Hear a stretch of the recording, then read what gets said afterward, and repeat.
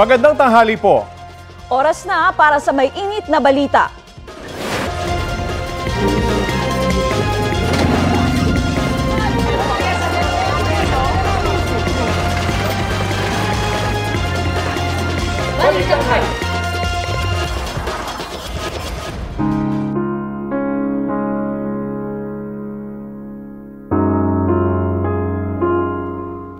Ngayong Lunes Santo, nakabantay ang GMA Integrated News sa mga pinakasariwang sitwasyon sa uwian pa probinsya ng mga kababayan nating doon magsesemana Santa. Nasa Parañaque Integrated Terminal Exchange o PITX, si Jonathan Andal. Nakabantay naman sa Batangas Port, si Denise Abante ng GMA Regional TV, Balitang Southern Tagalog. Dagsa ng mga pasahero ngayong Lunes Santo. Detalye po tayo sa ulat on the spot ni Jonathan Andal. Jonathan? Rafi, Katrina, alam nyo, nagsisimula na nga dumami yung mga pasahero dito sa PITX. Pero hindi pa naman po fully book yung mga biyahe dito. Kaya yung mga pupunta po ritong pasahero, may masasakyan pa po kayo. Ang inaasahan po ng PITX management ay papalo sa 150,000 na mga pasahero rito sa isang araw. Kanina nag-inspeksyon dito sa PITX ang mga pinuno ng DOTR, DILG, DICT, LTFRB, MMDA, PNP at BFP. Sinilip nila ang random drug testing sa mga bus driver. So far, wala pa naman nagpa-positive sa mga tsuper. Sabi ng DOTR, may solusyon na sila sakaling matraffic ang mga bus sa probinsya at kulangin ng bus dito sa PITX. Gaya na nangyari noong December. Nagtayo na raw ang LTFRB ng 24 hours na opisina dito mismo sa loob ng PITX na pwedeng mag-issue ng special permit agad-agad kung kukulangin ng bus para walang ma-stranded dito na pasahero. Bukod pa yan sa higit 1,000 special permit na una nang binigay ng LTFRB para sa Semana Santa. Ang MMDA naman inanunsyong simula ngayong araw, papayagan na muna ang mga provincial bus na dumaan sa EDSA mula alas 10 ng umaga hanggang alas 5 ng hapon. Pero sa Miyerkules po hanggang sa Linggo, buong araw na pwede sa EDSA ang mga provincial bus. Sabi pa ng MMDA, walang number coding sa Huwebes at Biyernes at sa Miyerkules, 24 oras munang papayagan ang mga paghuhukay sa mga kalsada sa Metro Manila hanggang sa Lunes alas 5 ng umaga. Ang DICT naman nagpaalala laban sa mga online scam, lalo na yung mga nagbebenta ng fake and plain ticket at travel packages. Dagdag pa ng DICT, dapat sabihan ng mga magulang ang kanilang mga anak na huwag mag-real-time posting sa social media para di matunugan ng mga akyat bahay na wala sila sa bahay. Mag-late post na lang daw o mag-post pag nakauwi na. I-report ang mga online scammers sa DICT hotline 1326. Ang PNP tiniyak namang roronda rin sa mga kabahayan ngayong bakasyon. Katrina, Rafi, nagbabala naman ang DOTR doon sa mga nagbabalak maging mag-colorum ngayong dagsa yung mga pasahero. May parusa raw yan at ang sabi doon sa mga pasahero, dehado po kayo pag sumakay kayo sa colorum kasi hindi sigurado kung ligtas yung sasakyan na sasakyan ninyo. Lalo't mahaba pa naman ang biyahe papunta sa mga probinsya. Katrina, Rafi. Jonathan, meron ba tayong impormasyon kung may mga bus companies na nag-avail ng extra na bus trips para sa kanila? Yung sa 1,000 special permits pala, yung pala yung mga nabibigay. Una na yun na in-announce ng LTFRB. Meron na mga nag-avail nun. Pero yung tinayo rito 24 hours na opisina ng LTFRB para magbigay ng additional bus permits, wala pa na nag-avail sa ngayon. Kasi smooth pa naman yung galaw, yung biyahe ng mga bus. Nakakabalik sila agad dito. So wala pa rin mga fully booked na mga biyahe sa ngayon. At wala rin na stranded ng mga pasahero. Muli, Jonathan, kailan yung inaasahang dagsa talaga ng bulto ng mga pasahero para siguro yung mga maluwagang schedule makaiwas na, Jonathan? Wednesday daw, sabi ng PITX management. Ina-expect nila na dadagsa ng husto dito sa PITX yung mga pasahero, Rafi. Okay, maraming salamat sa iyo, Jonathan Andal. Aprobado na ang special permit ng mahigit 1,000 PUB na bibiyahe ngayong Semana Santa. Sa panayam ng unang balita, sa unang hirit kay LTFRB spokesperson Celine Pialago, 962 ang inaprobahang application sa Central Office. Habang 59 naman ang pinayagan ng bumiyahe ng regional offices ng LTFRB. Karamihan daw sa mga yan may mga ruta sa Ilocos Region, Cagayan Valley, Central Luzon at Bicol Region. Bukod sa paglalagay ng help desk assistance, magbabantay rin ang iba't ibang ahensya ng gobyerno sa mga terminal. Kasama rin anya sa security measures ang pagsasagawa ng drug testing sa mga driver at panguhuli sa mga sasakyan na kolorum at yung mga pumapasada sa hindi nila ruta. Marami na pong kababayan nating pa-Bicol ang dumagsak kaninang umaga sa ilang bus terminal sa Cubao, Quezon City. Balitang hatid ni James Agustin. Sa bus terminal na ito sa Cubao, fully booked na ang mga biyahe ng air-conditioned buses pa Camarines Norte hanggang March 31. Hanggang March 28 naman, fully booked ang pa Camarines Sur. May mga ordinary bus naman daw na bumabiyahe kada araw. Ang fully booked po namin ay mga aircon buses lang. Pero yung mas ordinary po, first come, first serve po. Pwede naman pong sumakay tayo sa ordinary. Pero may extra bus pa pong aircon kung sakali man pong magsusobra pa rin ng mga pasahero. May extra bus pong aircon na gagamitin pa. Ang pamilya ni Arlene galing pang Ilocos Sur. Kadarating lang nila sa Metro Manila kanina madaling araw, muling babiyahe pa Camarines Norte. Para nga kami ay hindi abot sa siksikan ng biyahe. Kasi yun nga, wala naman ng reservation. Tapos mahirap na sumakay, magkakalayo kami. Tuwing Holy Week, ginagawa namin yung family reunion. Si Sheryl nag-leave na sa trabaho simula ngayong araw. Kasama niya babiyahe pa Quezon ang dalawang anak. Para makaaga kami ng biyahe kasi 'di ba sa mahirap ng biyahe sa Miraculous. Fully booked na rin ang biyahe pa Baguio at Zambales sa bus terminal na ito sa March 27 at 28. Nag-apply sila ng special permit sa LTFRB kaya may mga extra bus na babiyahe. Sa Miyerkules naman inaasahan ng bus terminal na ito ang dagsaan ng mga pasahero. Kaya nagdagdag na sila ng mga bus sa babiyahe at nag-apply ng special permit sa ilang biyahe pa Nueva Ecija. Maaga sa terminal sa Eddie na galing pang Bicol at pauwi sa Nueva Ecija. Para iwas traffic. Na-traffic na rin dyan, maraming ginagawang kalsada. James Agustin nagbabalita para sa GMA Integrated News. Kumustahin natin ang sitwasyon sa Batangas Port ngayong Lunes Santo. May ulat on the spot si Denise Sabante ng GMA Regional TV, Balitang Southern Tagalog. Denise?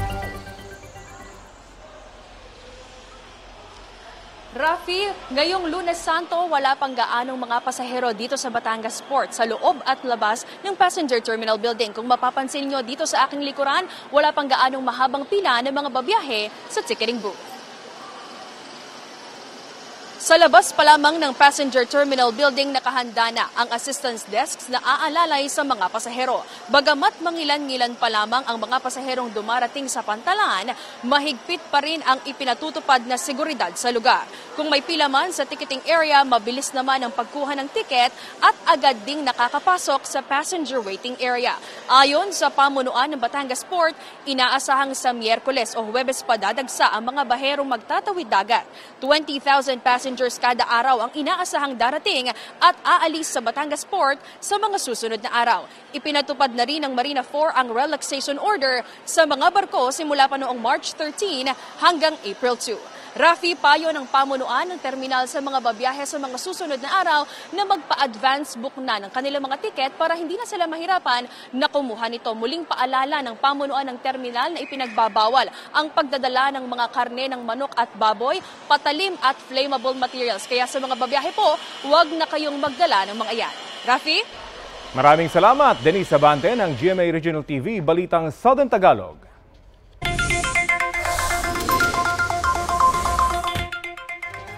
Humabol na po sa pagpapakarga ng gas ngayong araw, lalo yung mga bebiyahe ngayong Semana Santa. Bukas na kasi ang big-time price hike sa mga produktong petrolyo.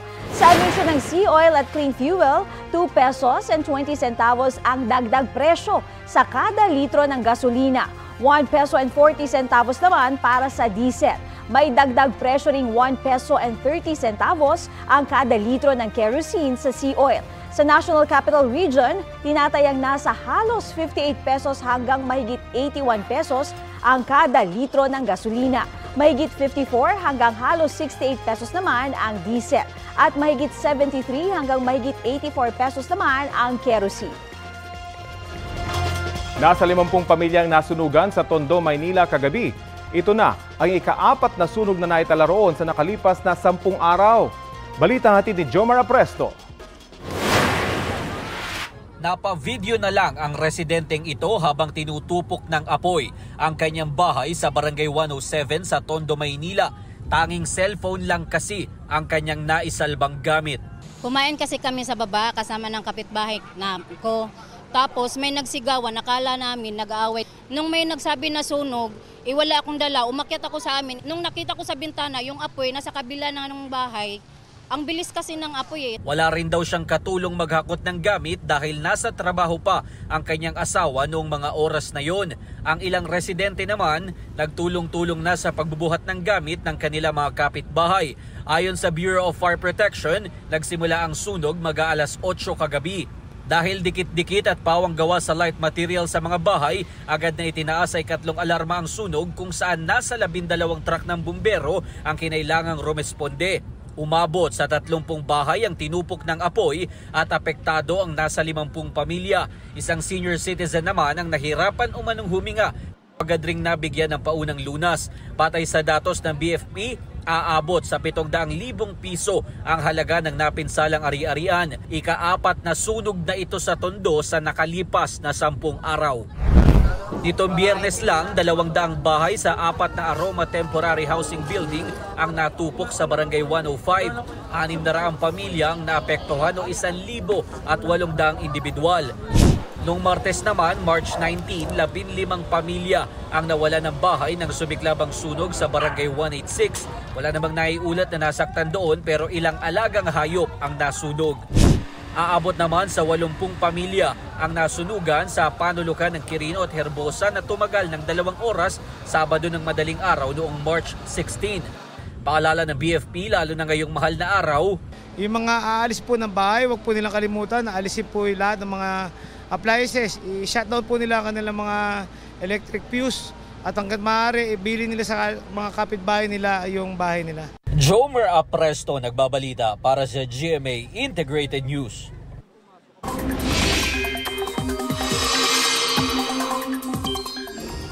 Mga kapuso, maghanda tayo sa matinding init at alinsangan lalo na't nagsimula ang panahon ng tag-init o dry season. Ngayong Lunes Santo, posibleng umabot sa 42 degrees Celsius ang heat index o damang init sa Puerto Princesa, Palawan, 41 degrees Celsius sa Dagupan, Pangasinan, Bacnotan, La Union, Aborlan, Palawan, Pili, Camarines Sur at sa Cotabato City. Posible namang umabot sa 38 degrees Celsius ang heat index sa Quezon City. Ayon sa Pag-asa, easterlies ang nakakaapekto sa eastern section ng bansa. Sa kabila ng init at alinsangan, posible pa rin ang mga pag-ulan sa mga susunod na oras sa ilang bahagi ng Aurora, Southern Luzon, Visayas at Mindanao base sa rainfall forecast ng Metro Weather. Mababa naman po ang tsansa ng ulan dito sa Metro Manila. Mga kapuso, 5 sa 9 na binabantayang dam dito sa Luzon ang nakapagtala ng pagbaba ng tubig sa nakalipas na 24 oras. Kabilang dyan ang Angat, Ipo, Ambuklao, San Roque at Pantabangan Reservoirs. Tumaas naman ang water level sa Lamesa, Binga, Magat at Caliraya Reservoirs ayon sa Pag-asa.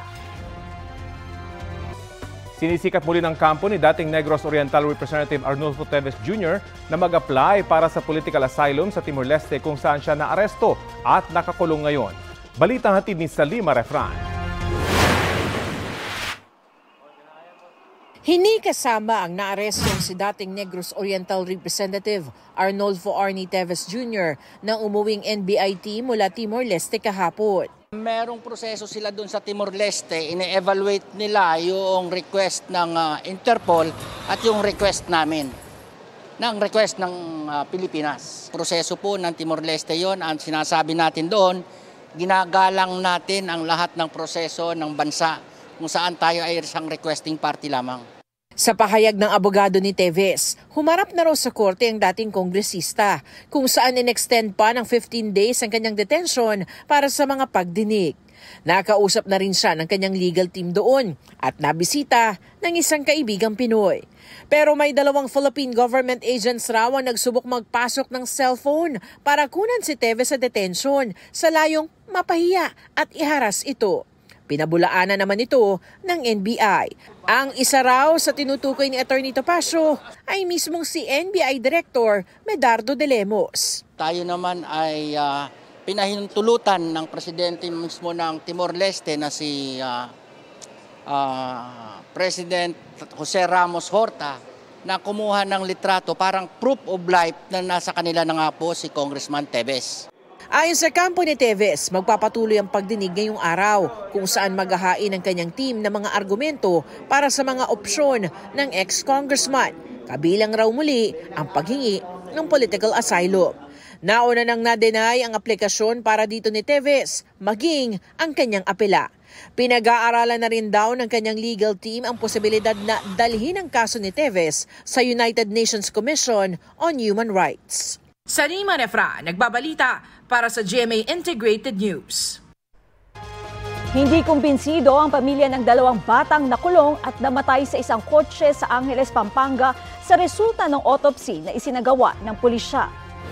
Batay sa autopsy, suffocation ang ikinamatay ng magpinsang sina Darrell Alibio at Marvin Bula. Duda rito ang mga kaanak ng mga bata dahil may dugo raw sa ilong ang isa sa mga bata nang matagpuan. Magpapatulong sila sa Commission on Human Rights o CHR para mag-imbestiga at i-autopsy ulit ang labi ng mga bata. Gusto rin daw nilang makita ang buong kopya ng CCTV. Sa kuha ng CCTV nitong Biyernes, nakitang naglalaro ang mga bata sa paligid ng kotse. Base sa investigasyon ng pulisya, nakapasok ang mga bata sa pinto sa passenger side ng kotse na naiwang hindi nakalock. Natagpuan silang patay sa loob ng kotse makalipas ang mahigit 4 na oras. Ang kotse ay minamaneho ni Ferman Pamintuan na residente sa lugar. Nakaparada ito sa harap ng kanyang bahay nang mangyari ang insidente. Una nang nagsorry si Pamintuan sa pamilya ng mga bata at sinabing walang may gusto sa nangyari. May panawagan naman ang pamilya ng mga bata sa mga tila ng husga raw sa social media. Hindi ko gusto ng mga magulang na mamatay yung mga anak nila. Kaya dapat manahimik sila, hindi dapat sila kung ano yung dadaldal nila. Makapag-comment lang sila sa social media, mabasa lang yung mga comment nila, hindi nila iniisip yung nararamdaman ng magulang, nararamdaman. Wala namang po may kagustuhan na mangyari yung ganon. Tsaka sa ibang mga magulang, lingabi po nila yung mga anak nila. Ito na ang mabibilis na balita. Patay ang 10 taong gulang na batang babae matapos magsalpukan ang isang kolong-kolong na mala-tricycle at isang motorsiklo sa bahagi ng sitio Baginabin sa barangay Paking, Mulanay, Quezon. Base sa investigasyon, sakay ng kolong-kolong ang bata kasama ang nasa 10 pa niyang kaanak. Tinatahak nilang paahon ng kalsada nang makabanggaan ang motorsiklo. 12 ang sugatan kabilang na ang rider ng motorsiklo at kolong-kolong. Patuloy ang investigasyon. Patay ang konduktor ng isang pampasaherong bus na sumalpok sa isang nakaparadang container truck sa National Highway ng Barangay Bailo sa Moncayo, Davao de Oro. Sugatan ang 22 pasahero ng nasabing bus. Ayon sa mga otoridad, papunta sa ng Agusan Province ang bus nang mabangga nito ang kinukumpuning container truck. Posibleng hindi raw nakita ng driver ng bus ang nakaparadang truck dahil madilim sa lugar. Ginagamot na ang mga pasaherong sugatan. Lunes Santo pa lamang pero may pagtaas na sa presyo ng ilang pangunahing bilihin. Kagaya na lamang ng mga isdang tinda ni Mang Junior at Peter na nasa 10 hanggang 30 piso ang itinaas. Medyo tumaas nga kasi Holy Weekend eh. Siguro gawa ng medyo maliwanag ang buwan tsaka wala gano'ng huling. Halimbawa na dito ang malalaking bangus na mabibili lang ng 220 pesos noong nakarang linggo na nasa 240 pesos na ngayon ang kilo. Gayun din ang tilapia na dating 140 pesos at ngayon ay nasa 160 pesos ang kada kilo. Nasa 200 pesos naman ang lokal na galunggong mula sa dating 180 pesos. Habang ang dalagang bukid tumaas din at nasa 260 pesos na ang kada kilo mula sa dating 220 pesos. Sa ngayon, mas maganda po siguro mamili sila ng maaga hanggat mura. pwede naman sila mag-stock eh. Hindi makagad masisira kasi sariwa naman isda namin. Sa gulay naman, kapansin-pansin ang pagtaas ng presyo ng mga lowland vegetables o gulay Tagalog. Ang okra nasa 200 pesos ngayon ang kilo mula sa 80 pesos lamang noong nakaraang linggo. Ang pechay Tagalog nasa 90 pesos ngayon ang kilo mula sa dating 60 pesos. Ang kamatis nasa 80 pesos ang kilo mula sa dating 70 pesos. 20 pesos naman ang itinaas ng talong na nasa 70 pesos ngayon ang kada kilo. Bahagya ring tumaas ang ilang highland vegetables tulad ng broccoli at bell pepper na dating 180 pesos at ngayon ay 200 pesos ang kilo. Nananatili naman sa 120 pesos ang lokal na pulang sibuyas. Wala ka namang makikitang lokal na bawang dito pero ang imported na bawang ay nasa 140 pesos ang kilo. Sa posibilidad naman na tumaas pa ang presyo ng mga gulay, ito ang sabi ng ilang tindera. Depende po kung may mga supply pa po darating sa... Kasi madalang lang po ang ang mga nagtitinda sa Divisoria pag ganyan halo. Pero mas maganda ngayon, mamili na. Kasi, mamura. Kasi pagdating ng Huwebes at saka Biyernes, mataas talaga yun. Jomer Apresto nagbabalita para sa GMA Integrated News. Narito naman po ang presyo ng karning baboy, manok, isda at gulay batay sa monitoring ng Department of Agriculture sa ilang pamilihan sa Kamaynilaan. Ang pork kasim naglalaro sa 295 hanggang 370 pesos kada kilo. 340 hanggang 420 pesos naman ang kada kilo ng pork liampo. Nasa 145 hanggang 200 pesos naman ang buong manok. May ilang gulay na hindi lalagpas sa 100 pesos kada kilo tulad ng sayote, pechay Baguio, pechay Tagalog, kalabasa, kamatis at iba't ibang klase ng repolyo.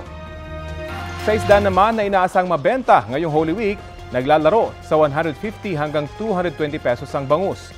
Ang tilapia nasa 120 hanggang 160 pesos. 180 hanggang 300 pesos naman ang kada kilo ng lokal na galunggong. 180 hanggang 200 pesos naman ang imported na galunggong. Sa kaliwang linya ng kalsadang yan sa Dasmariñas, Cavite, kitang nakahinto ang mga sasakyan para bigyang daan ang ilang pedestrian. Ilang segundo lang ay umandar ang isang fuel container truck. Sakto naman na humabol sa pagtawid ang isang babae. Dito na siya nabangga at tuluyang nagulungan ng truck. Napuruhan ang kanang braso ng biktima at agad dinala sa ospital. Ayon sa pulisya, mayroong ng inisyal na kasunduan ang magkabilang panig habang patuloy pa ang investigasyon sa insidente.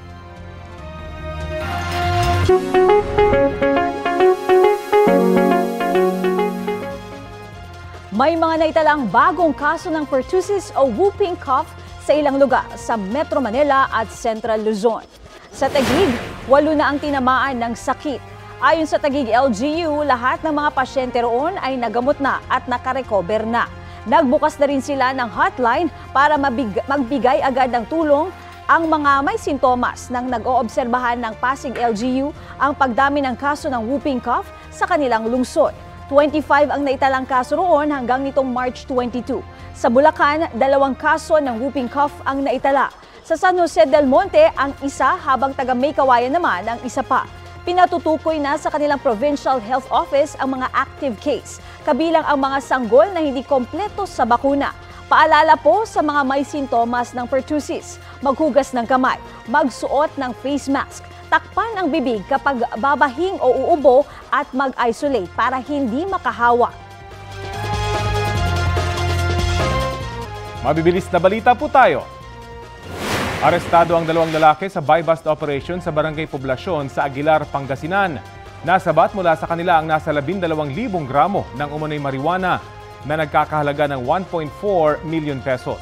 Walang pahayag ang mga suspect na mahaharap sa reklamong paglabag sa Comprehensive Dangerous Drugs Act. Mahigit 12 milyong pisong halaga naman ang umano'y shabu ang nasamsam sa 2 high-value target sa Matnog, Sorsogon. Ayon sa mga otoridad, galing Metro Manila ang 2 suspect na papunta sa ng Mindanao at nag-sideline na magbenta ng umano'y shabu sa Matnog. Nakuha mula sa kanila ang isang sachet ng hinihinalang shabu at 2 key bags na naglalaman ng white crystalline substance na may timbang na 2 kilo. Hawak na ng mga otoridad ang mga suspect na wala rin pong pahayag. Update tayo sa magiging hakbang ng kampo ni dating Negros Oriental Representative Arnie Teves matapos ang pagkakaaresto sa Timor-Leste. Nakasalang sa Balitang Hali ang mismong abogado ni Teves na si Attorney Ferdinand Topacio. Magandang umaga at welcome po sa Balitang Hali. Attorney? Magandang umaga, kasama Rafi. Ayun, lahat ugat na yung katawan. Personal niyo po bang nakausap ang inyong kliyente sa Timor-Leste matapos yung kanyang pagkakaaresto? Opo, nakakausap ko naman po, lalo na yung kanyang legal team. At yun nga po, unang-una, natatawa nga ako doon sa unang pahayag ng ating NBI team na wala daw silang pakialam doon sa political asylum o anong proseso, only for them to backtrack and sinasabing gagalangin nilang proseso. Kasi alam nyo po, hindi naman pag sinabi nilang deportation, deportation na ang gagawin ng pamahalaan ng Timor-Leste sapagkat they are dealing with a sovereign state, so they have to follow the process of the government of Timor-Leste. Maaari niyo po bang ibahagi sa amin yung naging bilin kung meron man si former Congressman Teves matapos siyang maaresto? Tuloy-tuloy po ang kanyang hearing. Actually, nung Sabado po, ay kahit Sabado ay nagkaroon ng hearing, wala lang po kahapon, ngunit ngayon ay tuloy na po ang hearing niya. At doon po, after mga 15 days or so, depende sa takbo ng hearing, ay malalaman po kung anong disposition kay Congressman Teves, sapagkat ang klaro po dyan ay walang nilabag na batas si Congressman Teves sa Timor-Leste at ang kanyang pagkakustudiya ay dahil lamang sa request ng ating pamahalaan. Attorney, una nyo nasabi dati na yung red notice list, hindi otomatiko na arrest warrant. Pero ito po, na-aresto na yung inyong kliyente. Ano po ang reaksyon nyo roon? Hindi, ang sinasabi ko, hindi porket pina-aresto mo ay aarestuhin.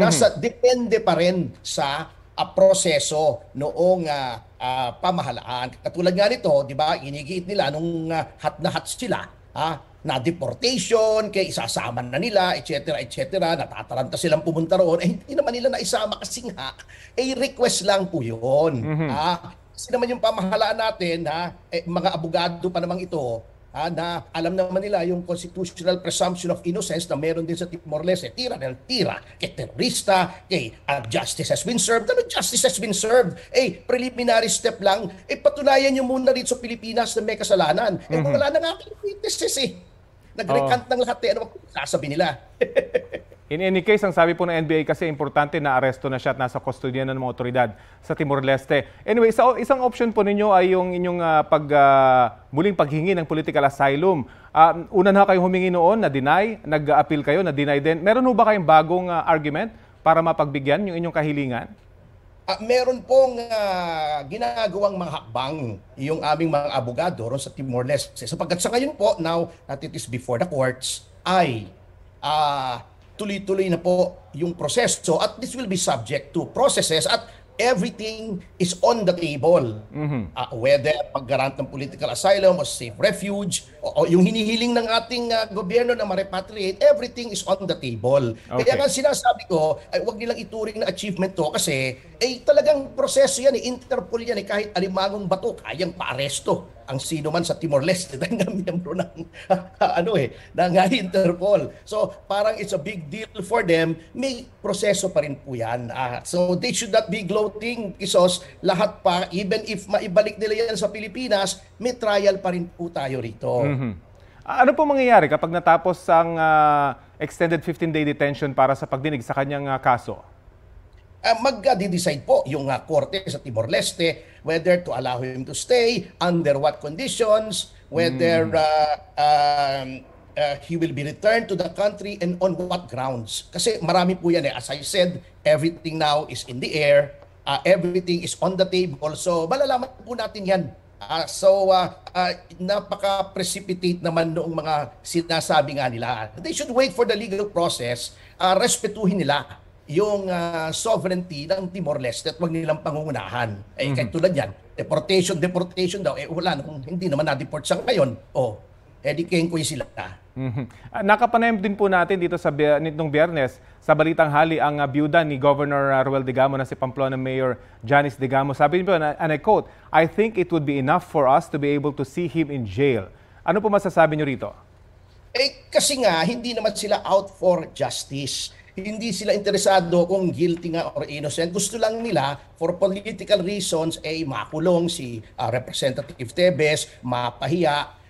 Bakit ayaw nilang galangin ang proseso? Hindi naman sila ang hukuman eh. Tingnan natin kasi kasamang Rafi, I've been in this situation so many times before. Kay Pangulong Erap in tax case, yung kay Jimmy Paule sa fertilizer funds scam, kay Pangulong Arroyo, in the end, di ba, na-absuelto silang lahat. So, it's premature nga ang sinasabi ko. Ngayon, kung gusto lang nilang makita sa jail, kaligayahan na nila yon, wag na nating basagin ng trip. Kung yun lang ang kaya nilang gawin, hayaan mo na sila. Mag-dilang. Opo, ang sabi nyo nga po, everything is on the table. Of course, kasama rito yung pagpunta niya eventually dito sa Pilipinas kapag siya na-repatriate. Pinaghahandaan nyo na po ba yun? Anong sabi niya? Anong usapan nyo rito? Well, we are ready for anything. Kahit naman ibalik siya sa Pilipinas at magkakaroon pa naman ng trial. So let's see kung anong magiging ebidensya. So what I'm saying is it's a long drawn-out process. Kasi lahat ng tao naman, kay congressman, kay senador, kay pangkaraniwang tao, entitled naman na may hearing. So wag nating i-prejudge. Kaya nga ang sinasabi ko, nakakatawa itong mga nasa gobyerno natin, abogado pa naman, alam naman nila yung constitutional presumption of innocence, tira ng tira baka silang mapahiya. Sige po, abangan po natin ang susunod na kabanata dyan.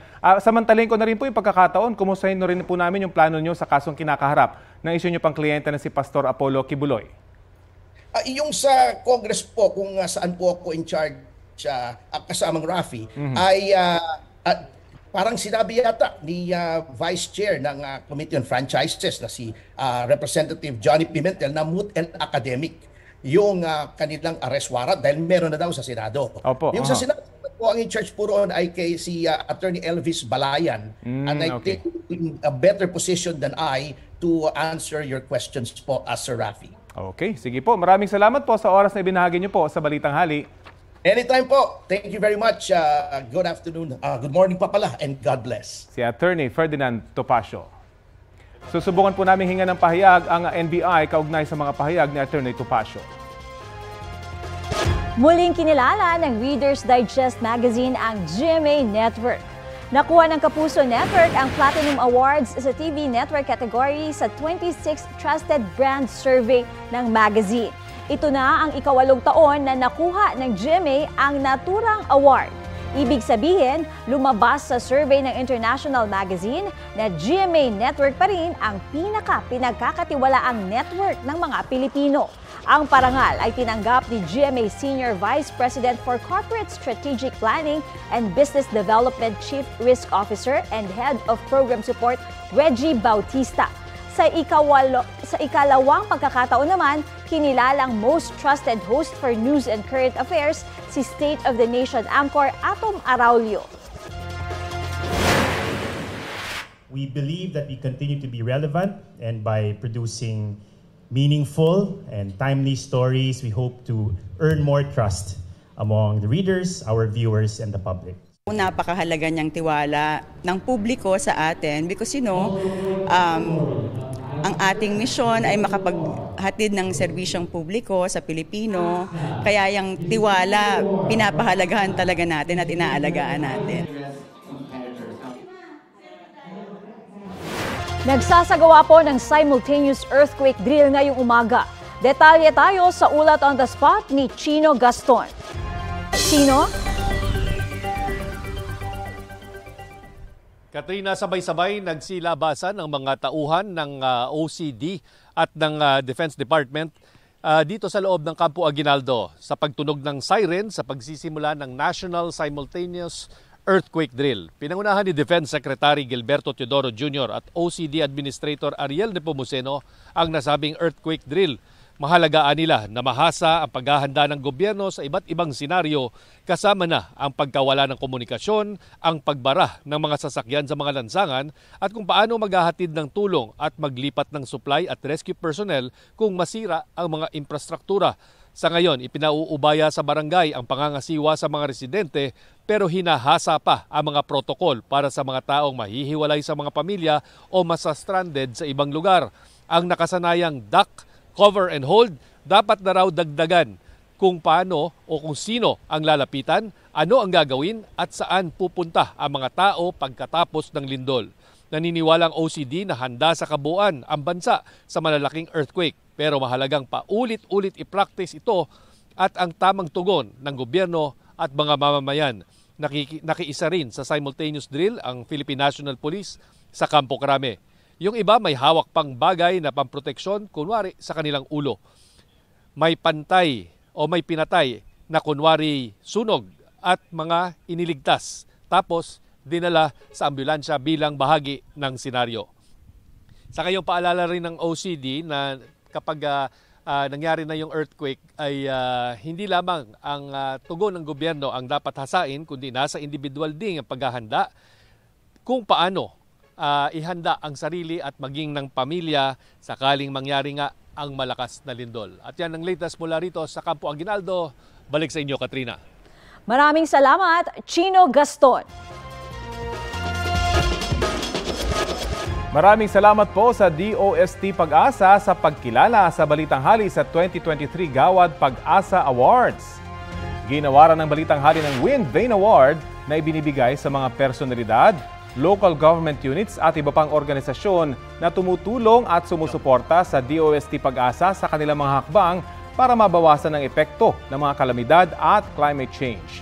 Sa pamamagitan niya ng napapanahong weather forecasts at abiso sa publiko, tinanggap ang parangal ng co-anchor kong si Connie Sison at ng executive producer ng Balitang Hali na si Ralph Baudin.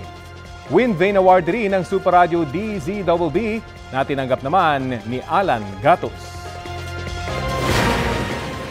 Buong pagpapakumbaba po namin na tinatanggap dito sa Balitang Hali at ng GMA Integrated News ang pagkilala pong ito. At tulad po ng Wind Vane, na tumutukoy po sa tamang direksyon ng hangin. Isa po itong validation na nasa tamang direksyon din ang aming mga ulat panahon at iba pang kaugnay na storya para po sa aming mga mas malaking misyon at mas malawak na paglilingkod sa bayan. Muli po, maraming salamat po sa DOST Pag-asa sa parangal sa Balitang Hali.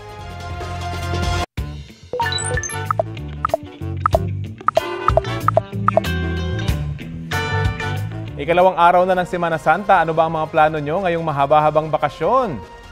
Ang netizens kaya, team bahay o team gala? Ang sabi ni Clarissa May Lim, team bahay siya. Yun na daw kasi ang nakagawin nila tuwing Semana Santa. Bawal gumala o pumunta kung saan-saan. Team gala naman si John Gilbert Mozo. Cool niya kasi ang pagbisita iglesia sa 7 simbahan. Ang sabi naman ni Lalaine Yongson na team bahay rin ay marami namang long weekend sa isang taon. Ilaan na lang daw sana natin ang oras natin para magnilay-nilay. Mga kapuso, makisali sa aming online talakayan sa iba't ibang issue. Kung may nais din kayong maibalita sa inyong lugar, mag-PM na sa Facebook page ng Balitang Hali.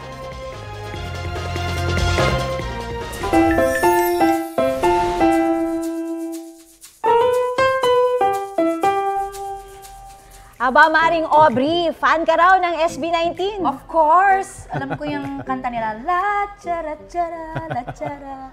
Ayun, no? Abay, tiyak na magkakasundo kayo ng isang aso sa Pasig. Dahil ikaw aking mata sa tuwing mundo. Kung hari ng P-pop ang SB19, ready to audition naman ang asong si Happy bilang dog pop. Kung ganito kasing eksena niya, papahinga muna, ako na lang bahala sa kanta ng SB19 na Mapa. Sa tuwing kakanta kasi ang fur parent na si Kenneth, Valenzuela instant second voice ang alagang Golden Retriever. Madalas daw kasing patugtugin sa bahay nila ang hit song, kaya pati ang aso abay tinamaan ng last song syndrome. Ngayon, ready na raw si Happy para maging president ng 18 Fans Club. Ang netizens on repeat naman sa one-of-a-kind cover. Mapa, mga mare at pare, ang pag-awit ni Happy ay trending! Ang cute. Ano kayo susunod niyang kanta? Ito po ang Balitang Hali, bahagi kami ng mas malaking misyon. Ako po si Rafi Tima. Sa ngalan ni Connie Sison, ako po si Katrina Son. Kasama niyo rin po ako, Aubrey Carampel. Para sa mas malawak na paglilingkod sa bayan. Mula sa GMA Integrated News, ang News Authority ng Filipino.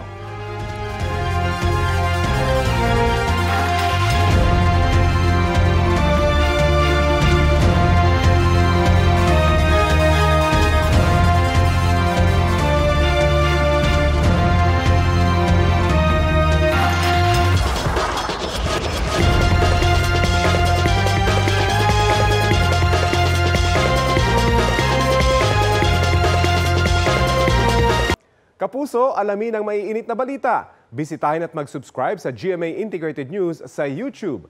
Sa mga kapuso abroad, samahan niyo kami sa GMA Pinoy TV at sa www.gmanews.tv.